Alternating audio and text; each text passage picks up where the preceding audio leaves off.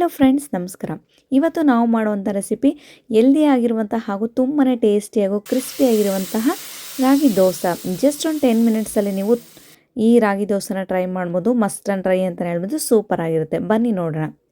ಮೊದಲಿಗೆ ನಾನಿಲ್ಲಿ ಬ್ಯಾಚುಲರ್ಸ್ಗೆ ಅಥವಾ ನೀವೇನಾದರೂ ಬ್ಯುಸಿ ಮಾಮ್ಸ್ ಆಗಿದ್ದರೆ ಕ್ವಿಕ್ಕಾಗಿ ಈ ಚಟ್ನಿನ ಜಸ್ಟ್ 10 ಮಿನಿಟ್ಸಲ್ಲಿ ನೀವು ಟ್ರೈ ಮಾಡ್ಬೋದು. ಇದಕ್ಕೆ ಬೇಕಾಗಿರುವಂಥ ಇಂಗ್ರೀಡಿಯೆಂಟ್ಸ್ ಬಂದುಬಿಟ್ಟು ನಾನಿಲ್ಲಿ 2 ಮೀಡಿಯಮ್ ಸೈಜ್ ಆಗಿರೋ ಈರುಳ್ಳಿನ ಉದ್ದನೇದಾಗಿ ಕಟ್ ಮಾಡ್ಕೊಂಡಿದ್ದೀನಿ. 2 ಬ್ಯಾಡಗಿ ಮೆಣಸಿನ್ಕಾಯಿನ ತೊಗೊಂಡಿದ್ದೀನಿ. ಸ್ವಲ್ಪ ಕೊತ್ತಂಬರಿ ಹಾಗೂ 2 ಮೀಡಿಯಮ್ ಸೈಜ್ ಆಗಿರುವಂಥ ಟೊಮ್ಯಾಟೊ ಹಣ್ಣನ್ನು ತೊಗೊಂಡಿದ್ದೀನಿ. ಇಷ್ಟು ಇಂಗ್ರೀಡಿಯೆಂಟ್ಸ್ ಇದ್ದರೆ ಸಾಕು, must and right super duper ಆಗಿರುವಂಥ ಚಟ್ನಿ ಕೂಡ ರೆಡಿಯಾಗುತ್ತೆ. ಈ ಚಟ್ನಿ ಕೂಡ ನೀವು ಇಡ್ಲಿ ಅಥವಾ ಪಡ್ಡು ಯಾವುದಾದ್ರೂ ರೀತಿ ಇನ್ಸ್ಟೆಂಟ್ ದೋಸೆ ಮಾಡಿಕೊಂಡ್ರೆ ಆ ದೋಸೆಗೆ ಪರ್ಫೆಕ್ಟ್ ಚಟ್ನಿನೇ ಅಂತಲೇ ಹೇಳ್ಬೋದು. ಸೂಪರಾಗಿರುತ್ತೆ. ಕ್ವಿಕ್ಕಾಗಿ ಮಾಡುವಂಥ ಚಟ್ನಿ ಅಂದರೆ ತಪ್ಪಾಗಲ್ಲ. ಇದಿಷ್ಟನ್ನೆಲ್ಲ ಇಂಗ್ರೀಡಿಯೆಂಟ್ಸ್ ಈಗ ಸೈಡಲ್ಲಿ ಒಂದು ಪ್ಯಾನ್ಗೆ ನಾನು ಬಂದುಬಿಟ್ಟು 1-2 ಟೇಬಲ್ ಸ್ಪೂನ್ ಅಷ್ಟು ಎಣ್ಣೆಯನ್ನು ಹಾಕ್ಕೊಳ್ತಾ ಇದ್ದೀನಿ. ಮೊದಲಿಗೆ ಸ್ವಲ್ಪ ಕರಿಬೇವು ಹಾಗೂ ಕಟ್ ಮಾಡಿ ಇಟ್ಕೊಂಡಿರುವಂಥ ಈ ಈರುಳ್ಳಿನ ಗ್ಯಾಸನ್ನು ಕಂಪ್ಲೀಟಾಗಿ ಲೋ ಫ್ಲೇಮಲ್ಲಿ ಇಟ್ಕೊಂಡು ಒಂದು 2 ಮಿನಿಟ್ಸ್ ಚೆನ್ನಾಗಿ ಬೇಯಿಸ್ಕೊಂಡ್ರೆ ಸಾಕು. ತೀರಾ ಜಾಸ್ತಿ ರೋಸ್ಟ್ ಆಗೋ ತನಕ ಬೇಯಿಸ್ಕೊ ನೆಸೆಸಿಟಿ ಇಲ್ಲ. ತುಂಬ ಸಿಂಪಲಾಗಿ ಲೈಟಾಗಿ ಗೋಲ್ಡನ್ ಬ್ರೌನ್ ಕಲರ್ಗೆ ಬಂದರೆ ಸಾಕು. ಸ್ವಲ್ಪ ಬಾಡಿದರೆ ಸಾಕು ಅಷ್ಟೇ. ನೋಡಿ ಫ್ರೆಂಡ್ಸ್, ಈಗ ಕೆಲವು ಸೈಡ್ ಯಾವ ಥರ ಚಟ್ನಿ ಮಾಡ್ತಾರೆ ಅಂದರೆ ಶೇಂಗಾ ಪುಡಿ ಚಟ್ನಿ ಮಾಡ್ತಾರೆ. ಅದು ಶೇಂಗಾ ಎಲ್ಲ ರೋಸ್ಟ್ ಮಾಡಿಕೊಂಡು ಪುಡಿನ ಮಾಡಿಕೊಂಡು ಹಸಿಮೆಣಸಿನ್ಕಾಯಿ ಟೊಮೆಟೊ ಎಲ್ಲ ಮಾಡಿಕೊಂಡು ಅಷ್ಟೆಲ್ಲ ರಿಸ್ಕ್ ತೊಗೊಳೋದ್ಕಿಂತ ಸಿಂಪಲಾಗಿ ನೀವು ಈ ಥರ ಜಸ್ಟ್ ಒಂದು 10 ಮಿನಿಟ್ಸ್ ಟೈಮ್ ಕೊಟ್ಟರೆ ಸಾಕು, ಸೂಪರ್ ಡೂಪರಾಗಿ ಚಟ್ನಿನ ಮಾಡ್ಕೊಳ್ಬೋದು.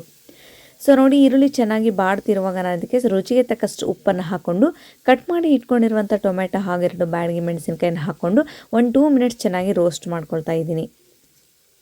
ನೋಡಿ ಫ್ರೆಂಡ್ಸ್, ನೀವೇನಾದರೂ ಮಕ್ಕಳಿಗೆ ಲಂಚ್ ಬಾಕ್ಸ್ಗೆ ಪ್ರಿಪೇರ್ ಮಾಡಬೇಕು ಅಂದ್ಕೊಂಡಾಗ ಇನ್ಸ್ಟೆಂಟಾಗಿ ಯಾವುದಾದ್ರೂ ದೋಸೆ ಅಥವಾ ಪಡ್ಡು ಇಡ್ಲಿನ ಮಾಡಿದಾಗ ಕ್ವಿಕ್ಕಾಗಿ ಈ ಚಟ್ನಿನ ಮಾಡ್ಬೋದು. ಬ್ಯಾಚುಲರ್ಸ್ಗೆ ಪರ್ಫೆಕ್ಟ್ ಚಟ್ನಿ ಅಂದರೆ ನಿಜವಾಗ್ಲೂ ತಪ್ಪಾಗಲ್ಲ. ತುಂಬಾ ಚೆನ್ನಾಗಿರುತ್ತೆ ಟೇಸ್ಟ್ ಮಾತ್ರ. ನೋಡಿ, ಕಂಪ್ಲೀಟಾಗಿ ಗ್ಯಾಸನ್ನು ಲೋ ಫ್ಲೇಮಲ್ಲಿ ಇಟ್ಕೊಂಡು ಸ್ವಲ್ಪ ಕೊತ್ತಂಬರಿ ಸೊಪ್ಪನ್ನು ಹಾಕ್ಕೊಂಡು ಲಿಡ್ ಕ್ಲೋಸ್ ಮಾಡ್ತಾ ಇದ್ದೀನಿ. ಈ ರೀತಿಯಾಗಿ ನೀವು ಲಿಡ್ ಕ್ಲೋಸ್ ಮಾಡೋದ್ರಿಂದ ವೆಜಿಟೇಬಲ್ಸ್ ಎಲ್ಲ ಚೆನ್ನಾಗಿ ಬೇಯುತ್ತೆ, ಕ್ವಿಕ್ಕಾಗಿ ಕೂಡ ಚೆನ್ನಾಗಿ ಬೇಯ್ಕೊಳ್ಳುತ್ತೆ. ಈಗ ಕ್ಲೋಸ್ ಮಾಡ್ಕೊಂಡಿದ್ದೀನಿ ನಾನು. ಇನ್ಸ್ಟೆಂಟಾಗಿ ದೋಸೆ ಜೊತೆಗೆ ನೀವು ಪುದೀನ ಚಟ್ನಿ ಕೂಡ ಮಾಡ್ಕೊಳ್ಬೋದು, ಕೊರಿಯಾಂಡರ್ ಲೀವ್ಸ್ ಚಟ್ನಿ ಕೂಡ ಮಾಡ್ಕೊಳ್ಬೋದು. ಅಪ್ಕಮಿಂಗ್ ನಾನು ನೆಕ್ಸ್ಟ್ ವೀಡಿಯೋಸಲ್ಲಿ ನಿಮಗೇನಾದರೂ ಚಟ್ನಿ ರೆಸಿಪೀಸ್ ಬೇಕು ಅಂದ್ಕೊಂಡಿದ್ರೆ ನನಗೆ ಕಾಮೆಂಟ್ ಮಾಡಿ. ನಾನು ನಿಮಗೆ ಚಟ್ನಿ ಡಿಫ್ರೆಂಟ್ ಸ್ಟೈಲಲ್ಲಿ ಚಟ್ನಿ ರೆಸಿಪಿನ ಕ್ವಿಕ್ಕಾಗಿ ಅಥವಾ ಬ್ಯಾಚುಲರ್ಸ್ಗೆ ಯಾವ ಥರ ಮಾಡೋದಂತ ವೀಡಿಯೋನ ಅಪ್ಲೋಡ್ ಮಾಡ್ತೀನಿ. ನಿಮಗೇನಾದರೂ ಚಟ್ನಿ ರೆಸಿಪೀಸ್ ಬೇಕು ಅಂದರೆ ನನಗೆ ಕಾಮೆಂಟ್ ಮೂಲಕ ತಿಳಿಸಿ. ಇದೆಲ್ಲ ಚೆನ್ನಾಗಿ ಒಂದು 2 ಮಿನಿಟ್ಸ್ ಮಾಡಿದ್ಮೇಲೆ ಕಂಪ್ಲೀಟಾಗಿ ಇದು ಕೂಲ್ ಆದಮೇಲೆ ನಾನು ಜಾರಿಗೆ ಹಾಕ್ಕೊಳ್ತಾ ಇದ್ದೀನಿ. ನೀವು ಬಿಸಿ ಇರುವಾಗಲೇ ಯಾವುದೇ ರೀತಿ ಜಾರಿಗೆ ಹಾಕೋದು ಬೇಡ. ಕಂಪ್ಲೀಟಾಗಿ ಇದು ಕೂಲ್ ಆದಮೇಲೆ ನಾನು ಮಿಕ್ಸಿ ಜಾರ್ಗೆ ಹಾಕ್ಕೊಳ್ತಾ ಇದ್ದೀನಿ. ನಿಮಗೆ ಬೇಕಿದ್ರೆ ನೀವು ಅಚ್ಕಾರದ ಪುಡಿ ಕೂಡ ಹಾಕ್ಕೊಳ್ಬೋದು. ಬಟ್ ನಾನು ಬ್ಯಾಡಿಗೆ ಮೆಣಸಿನ್ಕಾಯಿ ಸ್ವಲ್ಪ ಖಾರ ಇರೋದ್ರಿಂದ ಯಾವುದೇ ರೀತಿ ಖಾರದ ಪುಡಿಯನ್ನು ಹಾಕ್ಕೊಂಡಿಲ್ಲ. ಅದನ್ನು ಚೆನ್ನಾಗಿ ಗ್ರೈಂಡ್ ಮಾಡ್ಕೊಂಡ್ರೆ ನುಣ್ಣಗೆ ಗ್ರೈಂಡ್ ಮಾಡ್ಕೊಳ್ಬೇಕು. ಗ್ರೈಂಡ್ ಮಾಡಿಕೊಂಡು ನಂತರ ಅದೇ ಪ್ಯಾನ್ಗೆ ನಾನು ಸ್ವಲ್ಪ ಎಣ್ಣೆನ ಹಾಕ್ಕೊಂಡು ಒಗ್ಗರಣೆ ಕೊಟ್ಕೊಳ್ತಾ ಇದ್ದೀನಿ. ಚೆನ್ನಾಗಿ ಎಣ್ಣೆಲ್ಲ ಬಿಸಿ ಆದಮೇಲೆ ಸಾಸಿವೆ ಜೀರಿಗೆನ ಹಾಕ್ಕೊಳ್ಬೇಕು. ಮಾಮೂಲಿಯಾಗಿ ನಾವು ಚಟ್ನಿ ಅಥವಾ ಸಾಂಬಾರಿಗೆ ಯಾವ ಥರ ಒಗ್ಗರಣೆನ ಕೊಡ್ತೀವೋ ಸೇಮ್ ಸ್ಟ್ರಕ್ಚರ್ಗೆ ಅದೇ ರೀತಿಯಾಗಿ ನೀವು ಒಗ್ಗರಣೆ ಕೂಡ ಕೊಡಬೇಕು. ಎಣ್ಣೆ ಬಿಸಿಯಾದ ನಂತರ ನಾನಿಲ್ಲಿ ಸಾಸಿವೆ ಜೀರಿಗೆ ಹಾಗೂ ಸ್ವಲ್ಪ ಹಸಿ ಕರಿಬೇವನ್ನು ಹಾಕ್ಕೊಳ್ತಾ ಇದ್ದೀನಿ. ಫ್ರೆಂಡ್ಸ್, ನೀವೇನಾದರೂ ಒಗ್ಗರಣೆ ಕೊಡುವಾಗ ಮಿಸ್ ಮಾಡದೆ ಹಸಿ ಕರಿಬೇವನ್ನು ಹಾಕಿ, ಫ್ಲೇವರ್ ಮಾತ್ರ ತುಂಬಾ ಚೆನ್ನಾಗಿ ಬರುತ್ತೆ. ನೆಕ್ಸ್ಟ್ ನಾನಿಲ್ಲಿ 1 ಬ್ಯಾಡಗಿ ಮೆಣಸಿನ್ಕಾಯನ್ನು ಹಾಕ್ಕೊಳ್ತಾ ಇದ್ದೀನಿ. ಜಸ್ಟ್ ಒಗ್ಗರಣೆಗೆ ಮಾತ್ರ. ಇದು ಸ್ವಲ್ಪ ಸಪ್ಪೆ ಇರೋದ್ರಿಂದ ಹಾಕ್ಕೊಂಡಿದ್ದೀನಿ ಅಷ್ಟೇ. ತೀರಾ ಖಾರ ಅನಿಸಿದರೆ ಮಕ್ಕಳು ಕೂಡ ಊಟ ಮಾಡೋದಿಲ್ಲ. ಸ್ವಲ್ಪ ಸಪ್ಪೆ ಇರೋದ್ರಿಂದ ಜಸ್ಟ್ ನಾನು 1-2 ಪೀಸ್ ಕಟ್ ಮಾಡ್ಕೊಂಡು ಹಾಕ್ಕೊಳ್ತಾ ಇದ್ದೀನಿ. ಈಗ ನಾನು ರೆಡಿ ಮಾಡಿ ಇಟ್ಕೊಂಡಿರುವಂಥ ಸೂಪರ್ ಡೂಪರ್ ಮನೆಯೆಲ್ಲ ತುಂಬಾ ಘಮ ಅನ್ನೋ ಥರ ಚಟ್ನಿ ಕೂಡ ರೆಡಿಯಾಗಿದೆ. ಇನ್ಸ್ಟೆಂಟಾಗಿ ಈ ಚಟ್ನಿ ಕೂಡ ನಾನೀಗ ಒಗ್ಗರಣೆಗೆ ರೆಡಿ ಮಾಡ್ಕೊಳ್ತಾ ಇದ್ದೀನಿ.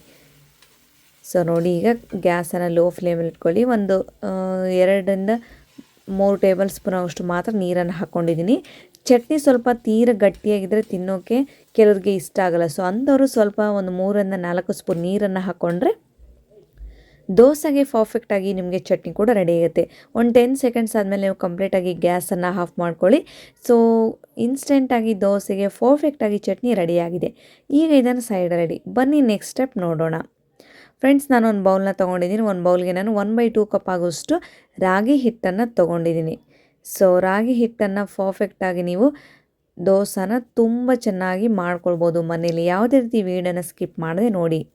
ಸೊ ಮಕ್ಕಳಿಗೆ ಈ ಥರ ಡಿಫ್ರೆಂಟಾಗಿ ವೆಜಿಟೇಬಲ್ಸ್ನ ಹಾಕೋದ್ರಿಂದ ತಿನ್ನೋಕ್ಕೆ ತುಂಬ ಖುಷಿ ಅನಿಸುತ್ತೆ. ಸೊ ಫ್ಲೇವರ್ ಕೂಡ ಸ್ವಲ್ಪ ಡಿಫ್ರೆನ್ಸ್ ಆಗಿರುತ್ತೆ.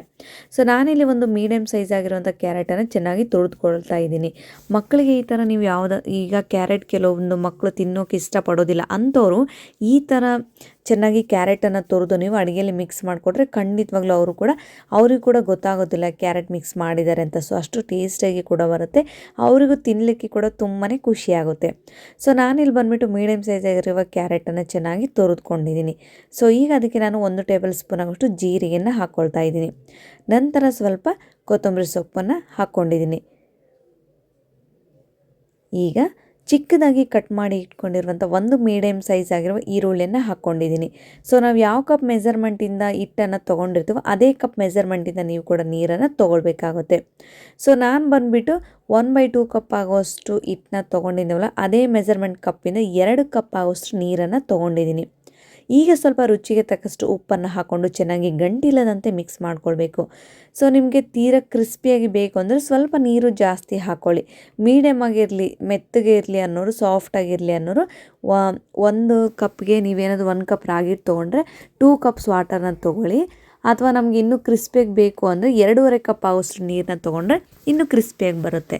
ಸೊ ಎಲ್ಲರೂ ಒಂದೇ ಟೇಸ್ಟ್ ಇಷ್ಟಪಡೋದಿಲ್ಲ ಅಲ್ವಾ, ಡಿಫ್ರೆಂಟ್ ಟೇಸ್ಟ್ ಅವ್ರು ಕೂಡ ಇರ್ತಾರೆ. ಸೊ ಹಾಗಾಗಿ ನಾನಿಲ್ಲಿ ಬಂದುಬಿಟ್ಟು ಜಸ್ಟ್ 2 ಕಪ್ ನೀರನ್ನು ಹಾಕ್ಕೊಂಡು 10 ಮಿನಿಟ್ಸ್ ಇದನ್ನ ರೆಸ್ಟ್ಗೆ ಇಡ್ತಾ ಇದ್ದೀನಿ. ಜಸ್ಟ್ 10 ಮಿನಿಟ್ಸ್ ರೆಸ್ಟ್ಗೆ ಇಟ್ಟಾದಮೇಲೆ ಚೆನ್ನಾಗಿ ತವಾನ ಬಿಸಿಯಾಗಲಿಕ್ಕೆ ಇಟ್ಟಿದ್ದೀನಿ. ಸೊ ಜಸ್ಟ್ ನೀರನ್ನು ಹಾಕಿ ಯಾವ ಥರ ಮಾಮೂಲಿಯಾಗಿ ನೀವು ದೋಸೆಯನ್ನು ಮಾಡ್ತಿರೋ ಅದೇ ರೀತಿ ಸ್ವಲ್ಪ ಇದು ನೀರಾಗಿ ಇರೋದ್ರಿಂದ ನಿಧಾನವಾಗಿ ನೀವು ಹಾಕ್ತಾ ಬನ್ನಿ. ಈಗ ದೋಸೆ ಹಾಕೋ ತನಕನೂ ಗ್ಯಾಸನ್ನು ಕಂಪ್ಲೀಟಾಗಿ ಲೋ ಫ್ಲೇಮಲ್ಲಿ ಇಡಿ. ದೋಸೆ ಚೆನ್ನಾಗಿ ಎಲ್ಲದನ್ನು ಕಂಪ್ಲೀಟಾಗಿ ಹಾಕಿದ್ಮೇಲೆ ಗ್ಯಾಸನ್ನು ಹೈ ಫ್ಲೇಮಲ್ಲಿ ಇಡಿ. ಸೊ ಫ್ರೆಂಡ್ಸ್, ನೀವೇನಾದರೂ ಕ್ವಿಕ್ಕಾಗಿ ಮಕ್ಕಳಿಗೆ ಲಂಚ್ ಬಾಕ್ಸ್ ಪ್ರಿಪೇರ್ ಮಾಡಬೇಕು ಅಂದ್ಕೊಂಡಿದ್ರೆ ಅಥವಾ ನೀವೇನಾದರೂ ಎಲ್ಲಾದರೂ ಔಟಿಂಗ್ ಡಿನ್ನರ್ಗೆ ಹೋಗ್ತಿದ್ರೆ ಬೆಳಗ್ಗೆ ಕ್ವಿಕ್ಕಾಗಿ ಬ್ರೇಕ್ಫಾಸ್ಟ್ನ ಮಾಡಬೇಕು ಅಂದ್ಕೊಂಡಿದ್ರೆ ಪರ್ಫೆಕ್ಟಾಗಿ ನೀವು ಈ ಬ್ರೇಕ್ಫಾಸ್ಟ್ನ ಜಸ್ಟ್ 10 ನಿಮಿಷದಲ್ಲಿ ಟ್ರೈ ಮಾಡ್ಬೋದು. ಟೇಸ್ಟ್ ಮಾತ್ರ ಅಲ್ಟಿಮೇಟ್ ಆಗಿರುತ್ತೆ, ಹೆಲ್ದಿಯಾಗೂ ಕೂಡ ಇರುತ್ತೆ. ನಾನೀಗ ಗ್ಯಾಸನ್ನು ಹೈ ಫ್ಲೇಮಲ್ಲಿ ಇಟ್ಕೊಂಡು ಸ್ವಲ್ಪ ಮೇಲೆ ತುಪ್ಪವನ್ನು ಸ್ಕ್ರಬ್ ಮಾಡ್ಕೊಳ್ತಾ ಇದ್ದೀನಿ. ಸೊ ಮಕ್ಕಳಿಗೆ ಕೊಡೋದಾದರೆ ನೀವು ತುಪ್ಪವನ್ನು ಯೂಸ್ ಮಾಡಿ, ಯಾವುದೇ ಕಾರಣಕ್ಕೂ ಎಣ್ಣೆನ ಹಾಕೋದು ಬೇಡ. ಮಕ್ಕಳಿಗೆ ಮಾಡಿಕೊಡೋದ್ರಿಂದ ತುಪ್ಪವನ್ನು ಹಾಕಿ ಮಾಡಿಕೊಡಿ. ಸೊ ನೋಡಿ, ತುಂಬಾ ಕ್ರಿಸ್ಪಿಯಾಗಿ ಒಂದು 10 ನಿಮಿಷದಲ್ಲಿ ನಿಮಗೆ ರಾಗಿ ದೋಸೆ ರೆಡಿ ಆಯಿತು. ಸೇಮ್ ಪ್ರೊಸೆಸ್ ಉಳ್ಕಿದೆ ಎಲ್ಲ ಹಿಟ್ಟಿನಿಂದ ಕೂಡ ಇದೇ ಥರ ದೋಸೆನ ಮಾಡ್ಕೊಳ್ಳಿ. ಫ್ರೆಂಡ್ಸ್, ನಿಮಗೇನಾದರೂ ಈ ವಿಡಿಯೋ ಇಷ್ಟ ಆಗಿದ್ದರೆ ಖಂಡಿತವಾಗ್ಲೂ ನೀವು ಕೂಡ ಮನೇಲಿ ಒಂದ್ಸಲ ಕ್ವಿಕ್ಕಾಗಿ ಬ್ರೇಕ್ಫಾಸ್ಟ್ನ ಟ್ರೈ ಮಾಡಿ. ಹೇಗಿತ್ತು ಅಂತ ನನಗೆ ನೀವು ಕಾಮೆಂಟ್ ಮೂಲಕ ತಿಳಿಸೋದನ್ನು ಮಾತ್ರ ಮರಿಬೇಡಿ. ಫೈನಲ್ ಆಗಿ ಪರ್ಫೆಕ್ಟಾಗಿ ಜಸ್ಟ್ 10 ನಿಮಿಷದಲ್ಲಿ crispy and tasty ragi dosa ready. So chutney ಕೂಡ ಸೂಪರ್ ಡೂಪರ್ ಅಂತಲೇ ಹೇಳ್ಬೋದು, ತುಂಬಾ ಚೆನ್ನಾಗಾಗಿತ್ತು. ಸೊ ಸಿಗೋಣ ಮತ್ತೆ ಮುಂದಿನ ವೀಡಿಯೋದಲ್ಲಿ. ಸೊ ನನ್ನ ವೀಡಿಯೋಗಾಗಿ ಕಾಯ್ತಾ ಇರಿ. Thank you.